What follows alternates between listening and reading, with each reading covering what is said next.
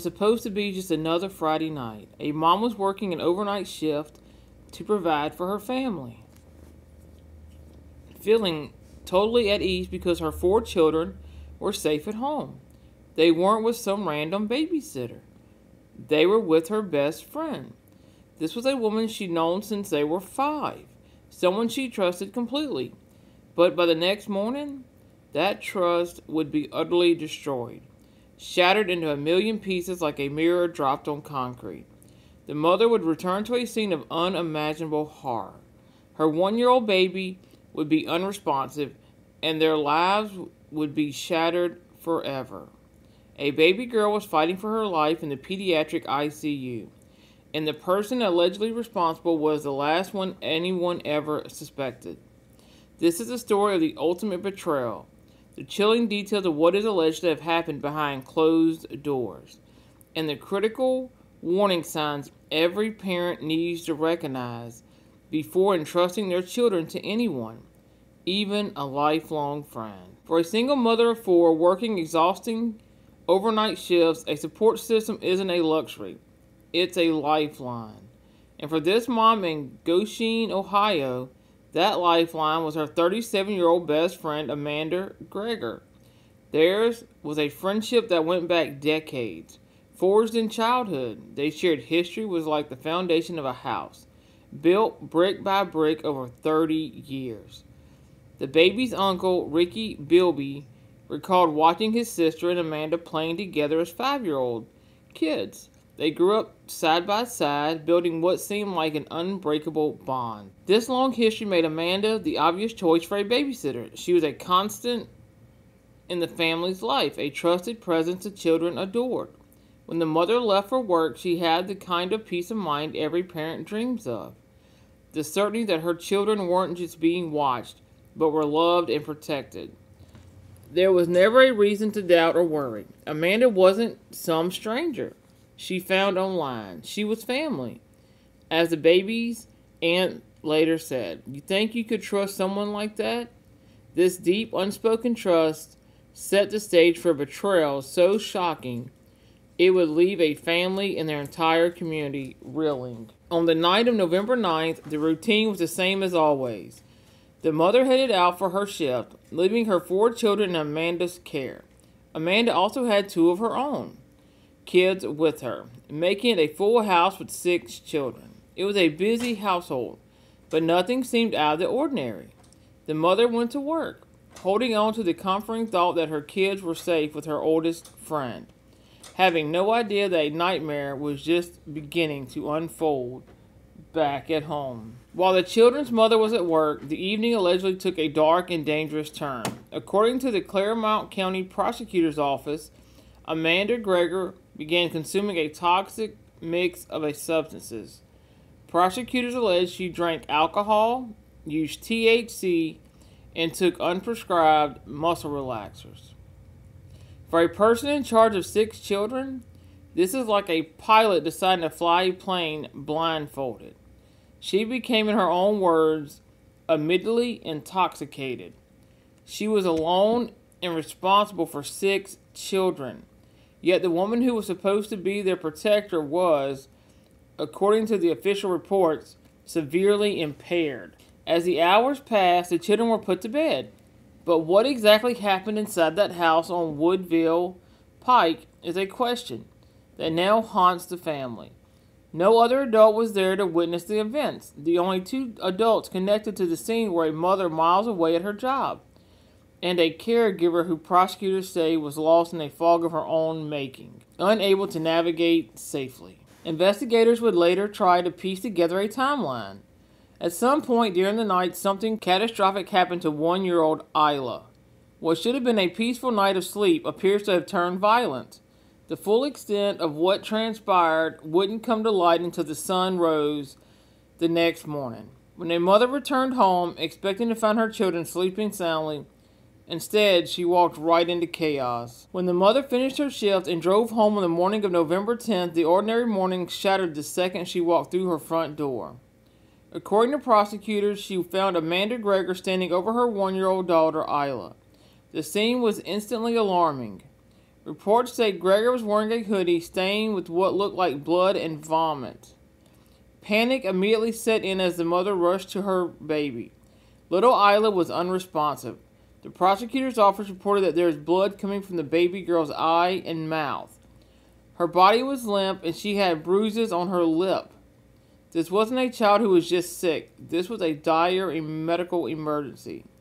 The mother's world fell apart. Her trusted friend, a second mother to her children, was at the center of a living nightmare. Without wasting a second, she scooped up her daughter and rushed her to the Cincinnati Children's Hospital. As they sped towards the emergency room, the question of what happened was a deafening scream in her mind. At the hospital, the medical team took over and the horrifying reality began to take shape. The doctor's assessment is swift and sickening. They conclude that the baby's injuries were consistent with non-accidental trauma, a medical term meaning the damage wasn't from a simple fall.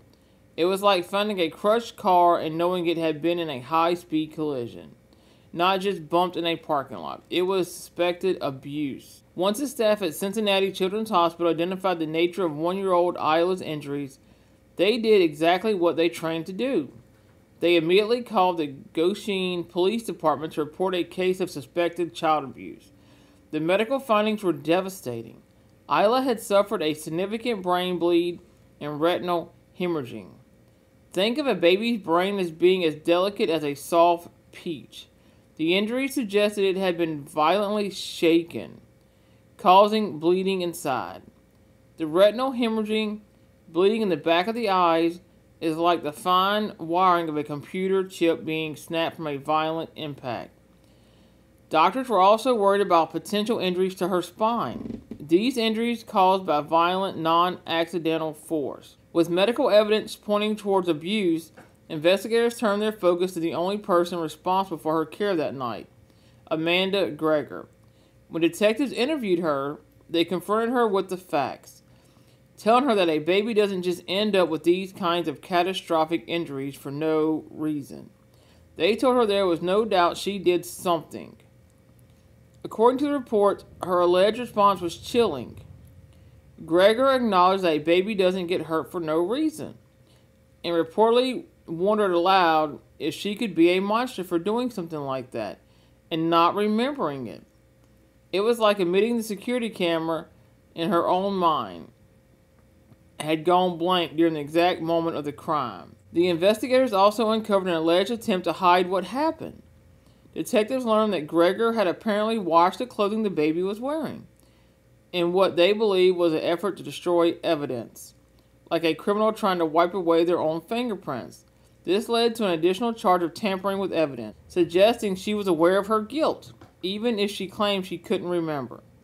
A Claremont County grand jury moved quickly, indicting Gregor on a string of charges, including felonious assault, multiple counts of child endangering. She was arrested and booked into the Claremont County Jail, where a judge set her bond at a staggering $500,000. If convicted on all charges, she could face up to 23 years in prison. In court, Amanda Gregor pleaded not guilty to all charges. While the legal system began its slow march towards a resolution, a family was left to deal with the wreckage. 1-year-old Isla spent weeks in the hospital fighting for her life. She was eventually moved from the ICU to a step-down unit, which was a smaller glimmer of hope for a family completely lost in grief. After 3 long weeks, she was finally able to go home, but her aunt confirmed she was a long, difficult road to recovery ahead of her. The baby's uncle, Ricky Bilby, spoke for the whole family when he described the sheer horror of the situation, calling it almost like a terroristic attack to the family.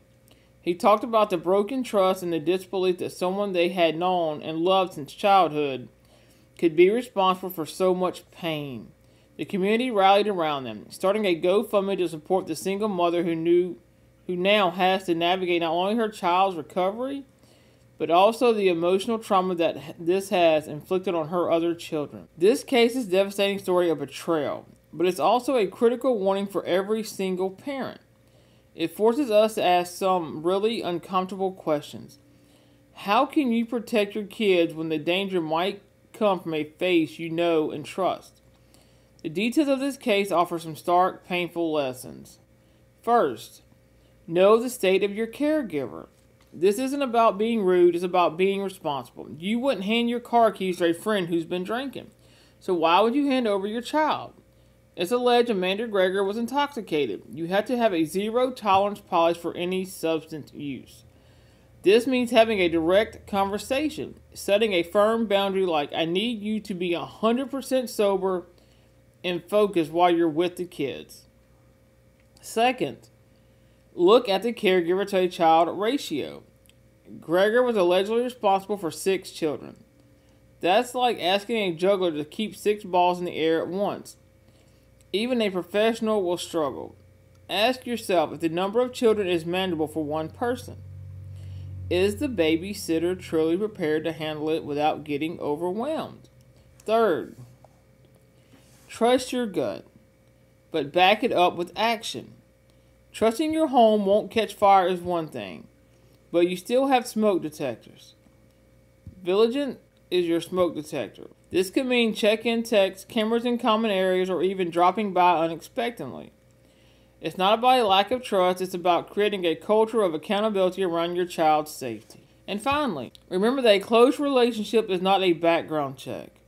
We often assume a friend or family member is safe just because we've known them forever. But people's lives change.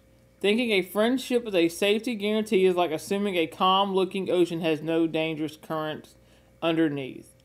The friendship this mother had with Amanda Greger started when they were 5 years old. It did not protect her baby. The comment section on stories like this is often filled with people sharing their own close calls and rules for childcare. If you have a rule or a red flag that you absolutely swear by when choosing a babysitter, please share in the comments below. Your experience might be the exact advice that helps protect another child. Let's make this a resource for each other.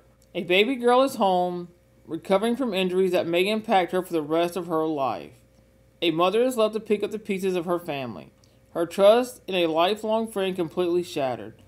And a woman who was once considered family now faces the possibility of decades in prison.